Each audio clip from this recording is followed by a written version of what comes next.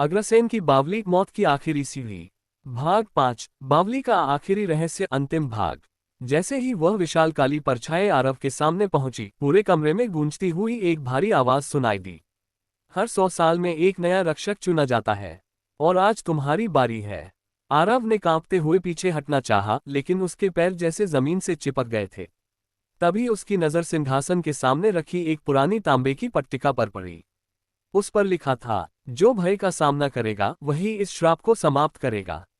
आरव ने अपनी सारी हिम्मत जुटाई। उसने कैमरा उठाया और उसकी तेज फ्लैशलाइट उस काली परछाई की ओर कर दी। एक पल के लिए पूरी गुफा सफेद रोशनी से भर गई। परछाई ने भयानक चीख मारी और पीछे हट गई। उसी समय सफेद साड़ी वाली रहस्यमयी महिला फिर दिखाई दी। इस बार उसके चेहरे पर डर नहीं, बल्कि शांति थी। उसने धीमी आवाज में कहा, मैं भी कभी तुम्हारी तरह ही यहाँ फंस गई थी। अगर तुम इस सिंहासन को तोड़ दोगे तो ये श्राप हमेशा के लिए खत्म हो जाएगा।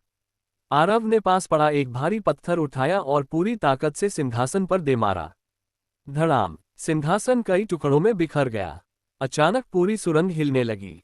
दीवारों पर खुदे सभी नाम एक एक करके गायब होने लगे। काली परछाई धुएं में बदलकर हवा में विलीन हो गई।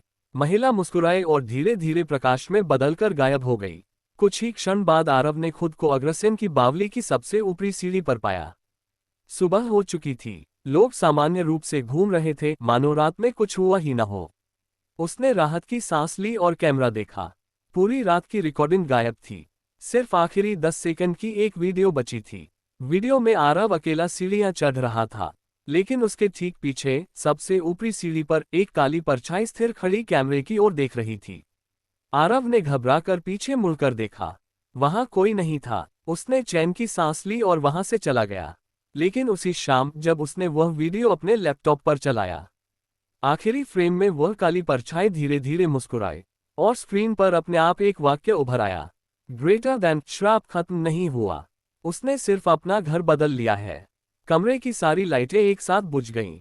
उस रात के बाद आरव फिर कभी किसी को दिखाई नहीं दिया।